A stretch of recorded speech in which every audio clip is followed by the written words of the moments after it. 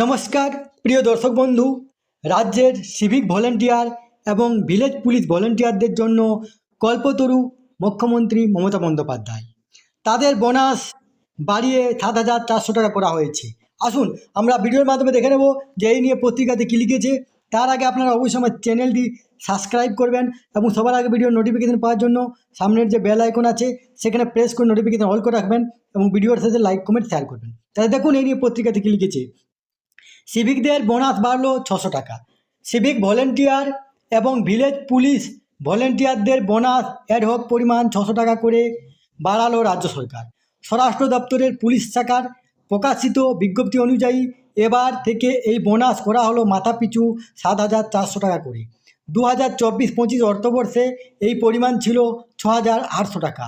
রাজ্য পুলিশ এলাকায় প্রায় ১.২৪ লক্ষ এবং কলকাতা পুলিশের আওতায় রয়েছেন প্রায় ৭.৫ লক্ষ সিভিক ভলেন্টিয়ার।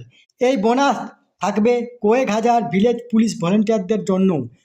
তবে এই প্রশ্নে নবান্নর কাছে রিপোর্ট চেয়েছে নির্বাচন কমিশন। প্রসঙ্গত, ভোট ঘোষণার আগে গত ২৭শে ফেব্রুয়ারি এই বোনাসের সিদ্ধান্ত বিজ্ঞপ্তি দিয়ে জানিয়েছিল রাজ্য। তার ভিত্তিতে প্রকাশ পেল সরকারি আদেশনামা। উল্লেখ্য, নির্বাচন ঘোষণার আগে অন্তর্বর্তীকালীন বাজেটে সিভিক ভলেন্টিয়ারদের জন্য মাসিক পারিশ্রমিক ১,০০০ টাকা বাড়ানোর সিদ্ধান্ত নেওয়া হয়েছিল।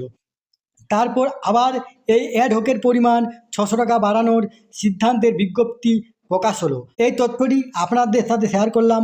সুস্থ থাকবেন, ভালো থাকবেন, ধন্যবাদ।